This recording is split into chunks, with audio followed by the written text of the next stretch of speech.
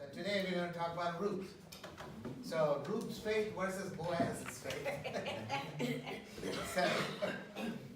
Okay. We want to just change the title to people. I know, it's people of faith. Yeah. Okay, so before I go there, Ruth, let me give you like a historical background. I always try to do that so you get the picture where we are.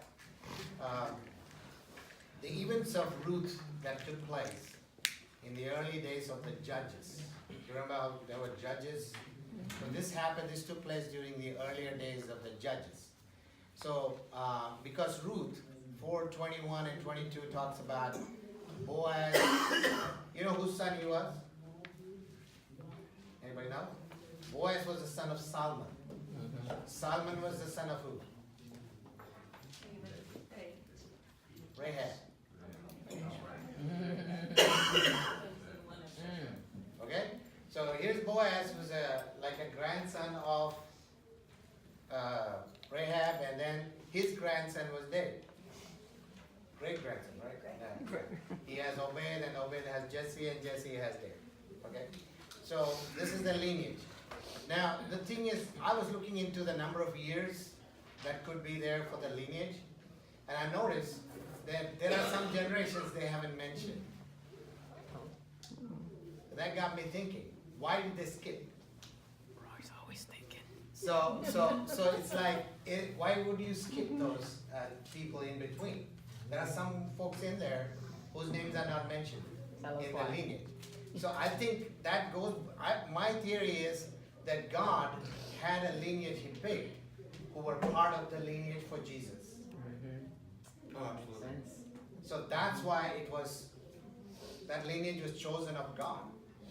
So when you understand that, then to think of how Rahab went into it. Today's world, we would have a hard time putting Rahab in a lineage like that, right? Yes. But think of how God put Rahab in the lineage for a reason. So it has to do with people's heart towards God. That was the secret. God looks at hearts, not anything else. We look at other stuff, but God never sees that. He looks at our hearts. So I was reading that Salmon married Rahab, right? Okay, Salmon was Rahab's husband.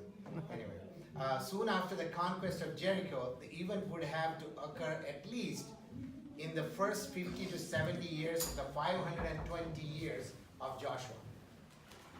From Joshua's time, this is the calculation, okay? If you look at the chronology and the period, Boaz was born to Salmon at a very late age, late in life, okay? So I was looking at the years when he was born. During the judgeship of Othniel, there was a guy called Othniel in Judges. If you read, Othniel was the judge. During that time, this happened, okay?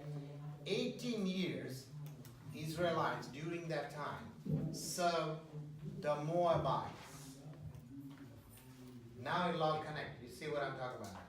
They served Moabites for 18 years. Okay? During Othniel's time, during his judgeship. Okay? So during that time, that continued. It hadn't changed when Ruth came in the picture. That's why, what's her name? Naomi left Israel and went to Moab because of a famine. Israel had a famine. So she said, okay, Moab doesn't have anything. They got everything plenty. So let's go. So she moves with her husband and her sons, 2 sons, to Moab. Okay? And then they lived there 10 years. During the 10 years, just before she moved, her husband died. So then she still moved with her sons, and then they had to find a wife from Moab. And that's the reason they ended up finding wives there. Orpah and Ruth, right? So it's just the historical part that I wanted to bring in. So now let's look at the chapter, Ruth chapter 1. Okay? It says, now it came to pass in the days when the judges ruled that there was a famine in the land. See? That famine is the reason they moved. So it said, and a certain man of Bethlehem, Judah, two names together, okay, went to sojourn in the country of Moab, he and his wife and his two sons. The name of the man was Elimelech, and the name of the wife Naomi, and the name of her two sons was Mahlon and Chilion. They were Ephrathites of Bethlehem, Judah. And they came into the country of Moab and continued. Then Elimelech, Naomi's husband, died, and she was left with her two sons. Right after they moved. Okay? So and they took them wives of the women of Moab. And the name of the one was Orpah, and the name of the other Ruth. They dwelled there 10 years. That's what the Bible says, right? And during the 10 years, Mahlon and Chilion died.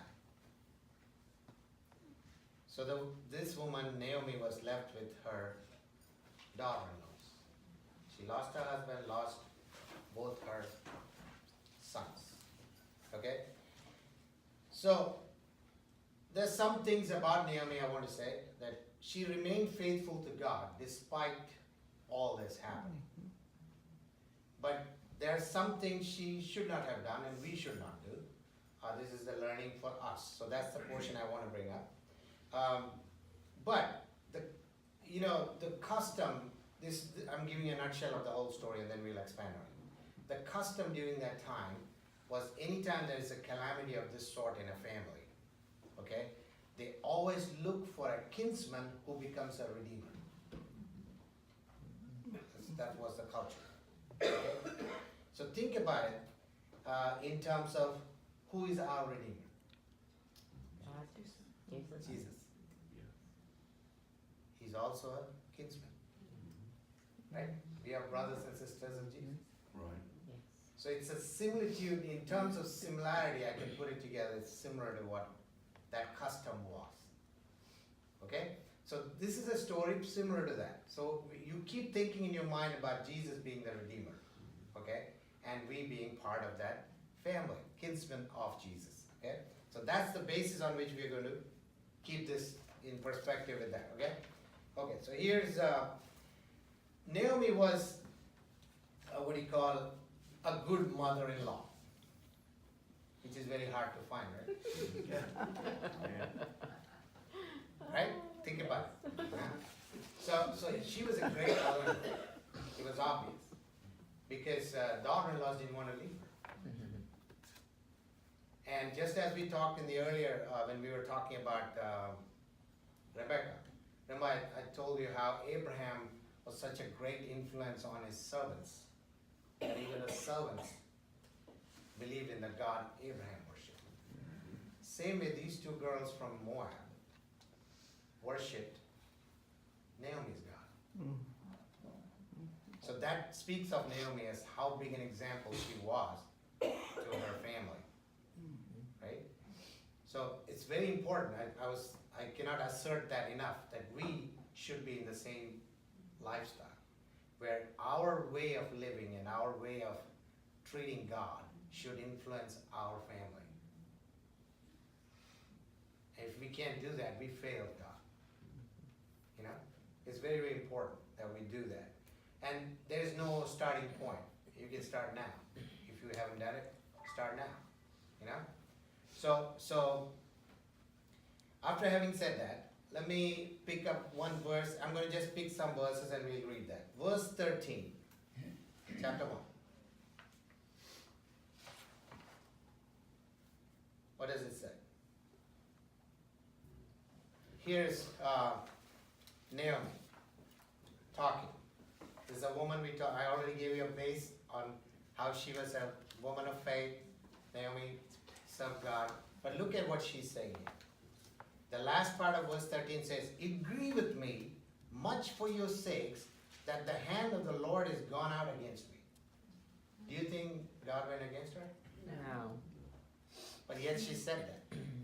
Right? Well, she was in the valley at that point. Right.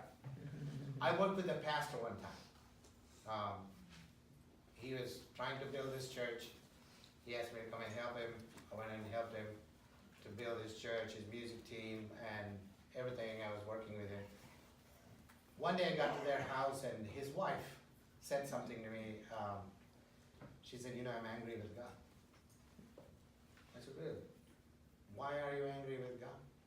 She said, my daughter is dating somebody she shouldn't be dating. How can that happen?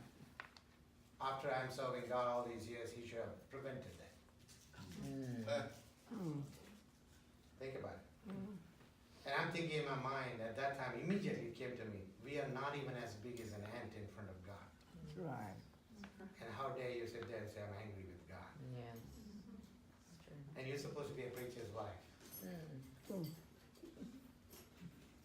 So it was similar to that. This lady is saying here that he's responsible for what happened to me.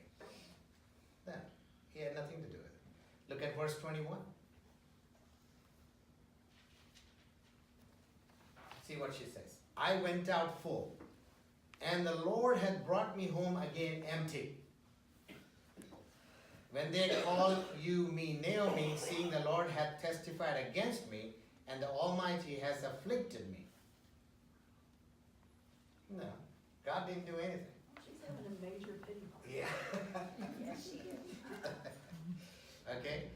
So now see, her attitude is kind of bitter towards God at that moment, right?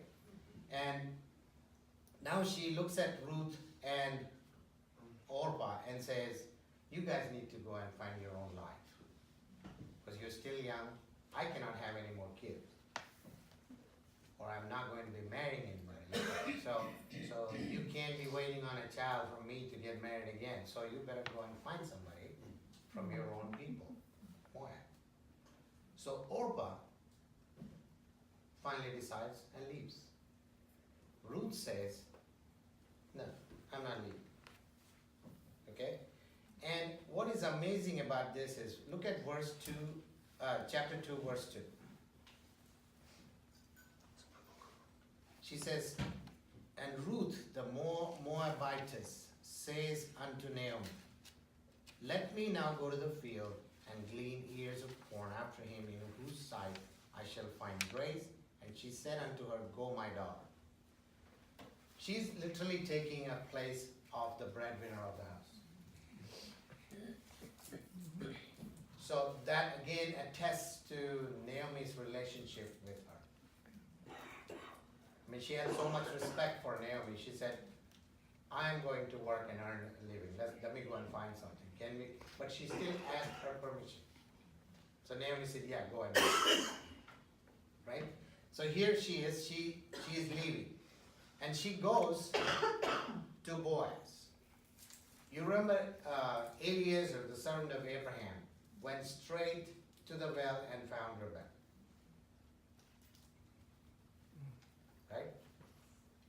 Same way she goes straight to Boaz's field.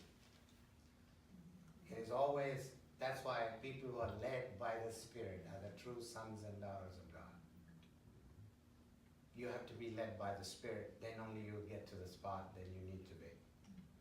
Now here, we probably think, when we read the story, we think that maybe Naomi told her to go there. I mean, but see, she didn't know Boaz.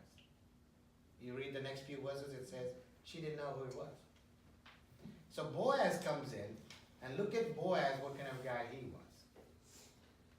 He addresses his people by saying, the Lord be with you. All his servants, he's telling them, the Lord be with you. How many bosses do we have who will tell us that? None. I mean, think about it. You know? So that's the kind of guy he was. For him, God was number one. Anything comes after God. So, I kind of, in a light way, in a humor way, I'm going to say this, but I'm not being funny or anything, but I'm just trying to say, obviously he saw a beautiful woman for the first time in his group. He says, who is that girl? Where did she come from? I haven't seen her before. Yeah? So he asks who it is. So now you will see the attitude of Israelites towards Moabites. The answer he gets from his people is kind of, it is that Moabitish damsel. See? It's like, if right now, if we were to see somebody and you ask me, who the heck is that guy? Yeah, that's Osama's brother. It's almost like saying that. It's a Moabitish woman. So they didn't have that kind of a respect or value for Moabites, because Moabites did not worship our God, their God. Okay? So he says that woman who came back with Naomi out of the country of Moab. So he does, it's obvious that later on he does some research on her. Obviously he was stricken by her looks. Boaz, right? And I think it had nothing to do with him per se. I think it's God who made him. That's right. Yeah, draw attention to her. Okay? So Boaz, it says, verse 8 says, he said Boaz to Ruth, go not to glean in any other field. Because he wanted to keep her there. He didn't want to lose her. Alright? So then he says, I've already told the young guys not to come near you or touch you.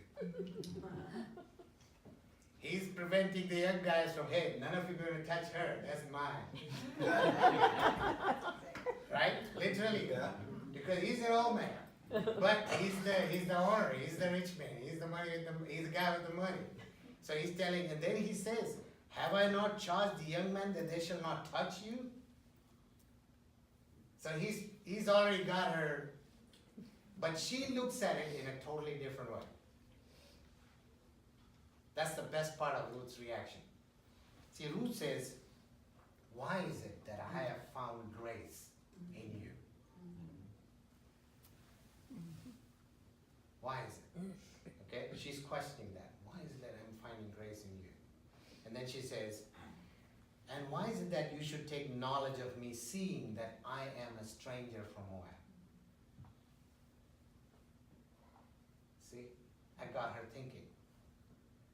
So in the lines that we don't read between the lines, she knew it had to be Naomi's God. Right? So she's on that track. She's not looking at it any other way. So here, I was reading this, I thought it was very fascinating. You know, Ruth 2:2 is what we read about the support she wanted to pay. She wanted to get money for them. So she had actually forsaken a pagan religion which Moab had. And she had started following the God of Abraham, God of Isaac, that God she was following. Okay? So Ruth's loyalty to Naomi, you know, it tells you her commitment to not just Naomi, but God. You know, one of the hardest things to do, and I find it again and again in people who serve God, lack of commitment. Right. Commitment is a very, very important factor for a Christian. Very, very important. Now, we look at things, how committed are we towards God? How much of a commitment do we have towards God? Can a little thing take you out of it? Most of the time it does. Very quickly we get angry. Very quickly somebody upsets you. Before you know it, you're not doing anything godly. Your speech changes, your action changes. Because very hard.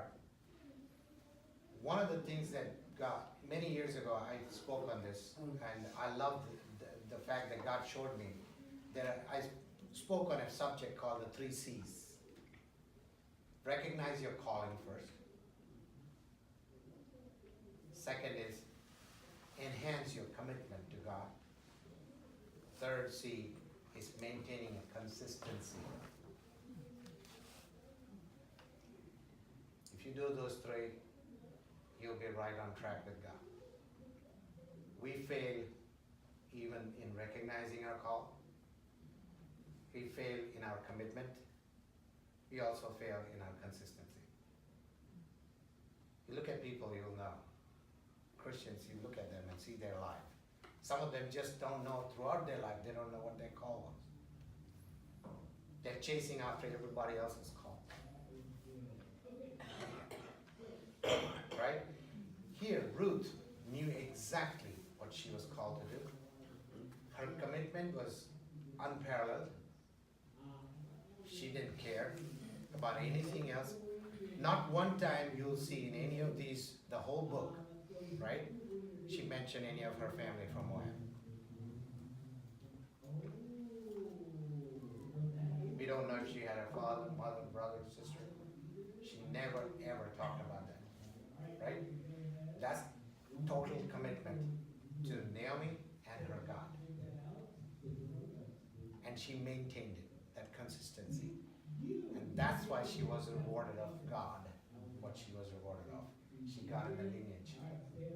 You know, Naomi told both girls to go back to their mothers, Yeah. so. She did have a mother. She must have had somebody Yeah. there. But she never mentions it. She never did. So that's called total commitment. When I was reading this, I was reminded of what Jesus said to his disciples. You know, when Peter and I think Andrew, they said that, Master, we left everything to follow you. You know? And Jesus looks at them and says, no, you didn't. How many of you have left your wife, your mother, your brother, your sister, your family for me? Think about it. So it's literally this lady, Ruth, totally gave up everything. You know, and came following Naomi. Okay? So now we're going to switch gears and tie in Boaz into the picture now.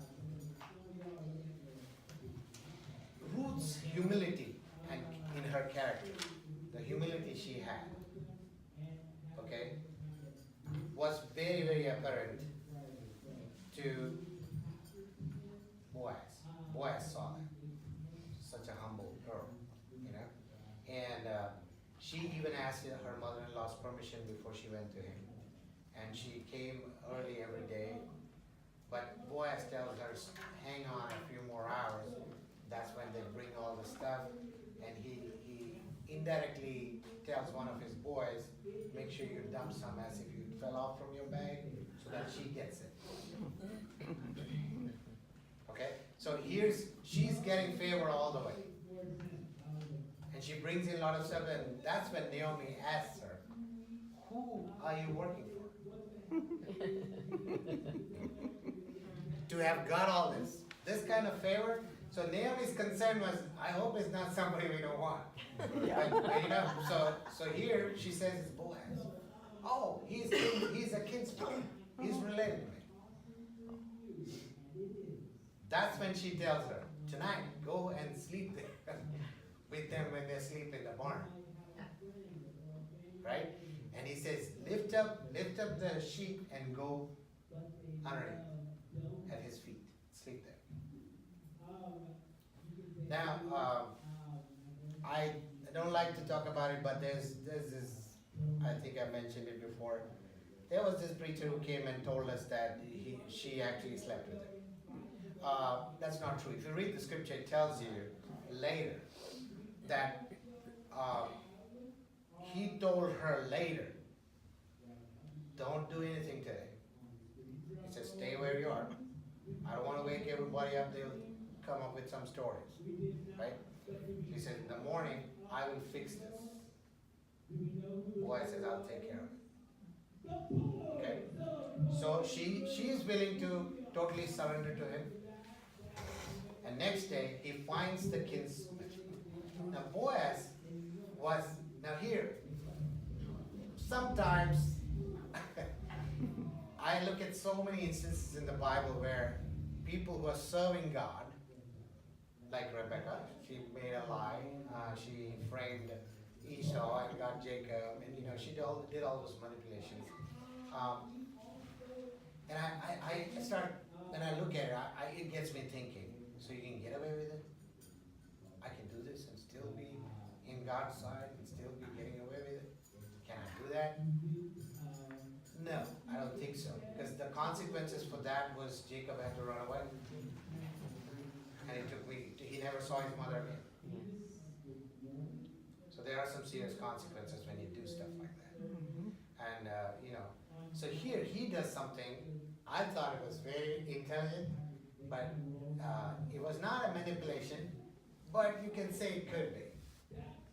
He brings this kinsman, he knew who it was, in front of all the others, and he never tells him about Ruth. He didn't mention, because he was afraid if she would be the first one to he brings up, that guy might say, yeah, I'll take care of her. See, he was smart, he was brilliant. He used a very intellectual move. He said, there's a bunch of land which belongs to Naomi. If you are kin to her, you got to buy that.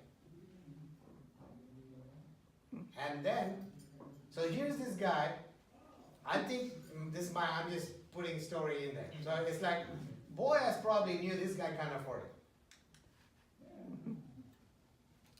He knew it. There's no way he can afford that. That's why he threw that at him first. Yeah. Okay? He knew he couldn't afford it. And then I'm sure that guy's thinking, and then I have to give a lineage to that old lady? No, that ain't happening. Right? Right after that, he brings in the real part in a very subtle way. He says, you have also, he denies it. He says, I won't. I cannot redeem it. That's what he said. I cannot redeem it. Okay? Then he goes down and he actually took care of the land. That kinsman bought the land. But he said, I cannot, he brought in later that there is Ruth that you have to also, that it is attached, is contingent with this. So he said, no, I can't do that. And there he gives a reason why. He didn't want to share his wealth with another lineage. So he says no. In other words, he probably had a wife and he had children who would be his lineage. He didn't want to add another one. It says here he didn't want that. So the first part he says, I'll redeem the land. And as far as Ruth, no. And that's all Boaz wanted to hear. Boaz didn't care about the land or him. As long as Ruth is not, they're good to go. You know? So then, here's the thing. In doing so, Ruth referred to Boaz as a near kinsman. After doing all this, this was the term used in Israelite family law. Okay, these are some things that kinsman, redeemer. Now we're going back to thinking of Jesus. Okay? Redeemer and our kinsman, Jesus. Okay? So Boaz makes a pledge of redemption. That he will marry her and he will take care of the lineage. And it's very interesting to say right after he does that, the Bible says that God immediately got Ruth pregnant, made sure she was pregnant. See? So one of the things you think about, you all read the word just like I do, and you all know, why did God always control the womb? Because she controls the man.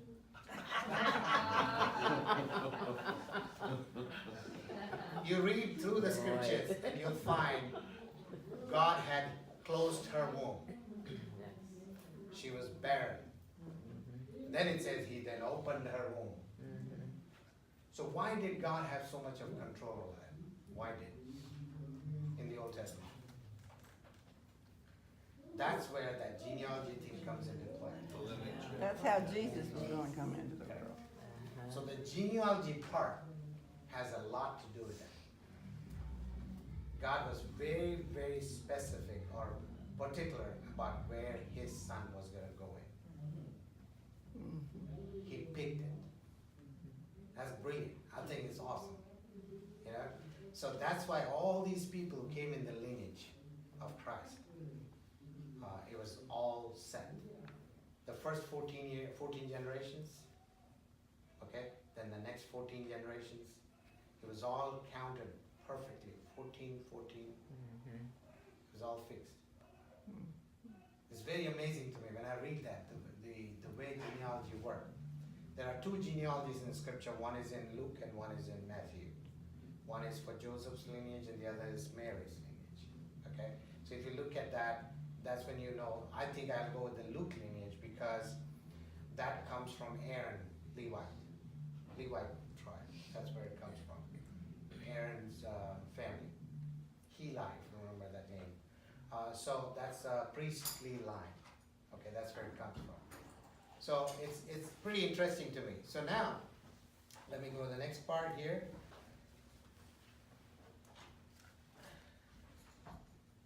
I wrote some notes here.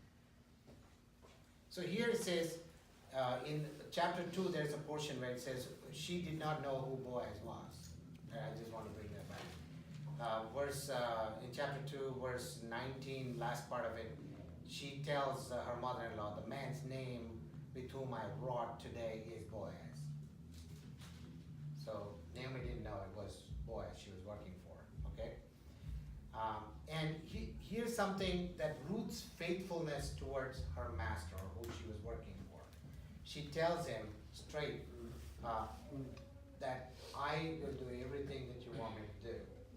She says the same thing to Naomi. She tells Naomi in chapter 3, verse 5, she says, all that thou sayest unto me, I will do. Anything you say, I'll do.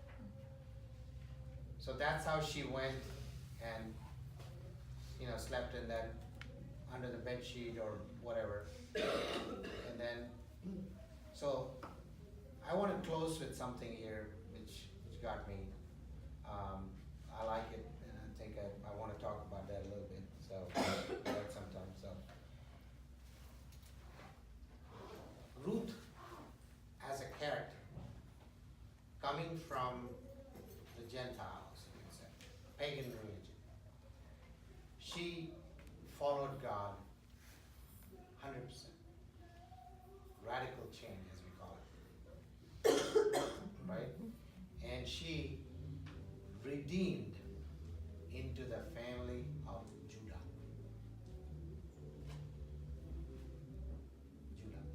The line of Judah. Okay? Which was critical part of the genealogy of Jesus. Right? So, the book of Ruth I see as a book of redemption. Okay? We are his covenant people, all of us. Okay? Because of the sacrifice of our kinsman, Jesus, who is our Redeemer. Okay? So, Jesus shows us that outsiders can be brought into God's kingdom. Okay? Jesus Christ demolished every barrier that was there during that time with the Israelites.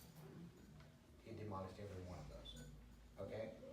And through him, salvation became available to all. That's the difference between law and grace. In grace, there are no barriers. In law, there are. There are boundaries in law. Okay? So again, I have to just assert this here.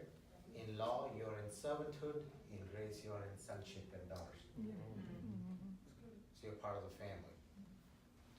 Kinsman. That's why Jesus is our brother. And his father is our father. Right? So when we understand that, when we really understand that, that's when we understand we all are kinsmen. We all become kinsmen. Right? We all say that. We all stand there and say brother and sister and all that, we say that. But in reality, do we behave that way? No. I hope so. We try to, but we don't. I like him. I don't like that guy. I don't want to be like him. So you come into church, you walk by some people. I don't want to say hello to him this morning. Let's keep going. Right? It would be wonderful that you reach a point that in the church there's not one person you dislike. not one person you should dislike. If you can reach that spot, it'll be awesome. Right? That's when you're full of grace. Yeah. You'll be behaving like the kinsman that Jesus is. That's what it's all about. There's only one message I always want to talk about, only one message. There's only one message all over. I don't care what we study, what we do. How much are you like Jesus? Amen. And every day, our aim is to become more and more Like him. like Him. Amen. None of us have become that yet. And none of us, we have no reason to compare, hey, he's really buying. We have no reason to say that because we all are. One time I did that, I started thinking to myself and the Lord really quickened me. It was like almost like God did this to me, you know. I was sitting there and thinking, you know, that, okay, he's got some anger issues. And I was like literally saying, he needs to really change. And all of a sudden it's like God just did this. Is it just because I took care of your anger, you're upset about his anger? Huh? So it was like, oh my God, that's when I realized, and the Lord told me that God took care of my jealousy. That means God has chosen me to fix people who have jealousy. God took care of my anger so I can testify to someone who has anger. Not just go and say, oh, he's got anger problem. That, you can't do that. There's a reason why God fixes things in us. So that's why there's a pastor I heard, he told me one time that if you've been delivered of cancer, pray for everyone who has cancer. Amen. So that's what the whole purpose is. So then you will never have a problem with anybody. Right? You'll start understanding that you will not have a problem with anybody. You should not.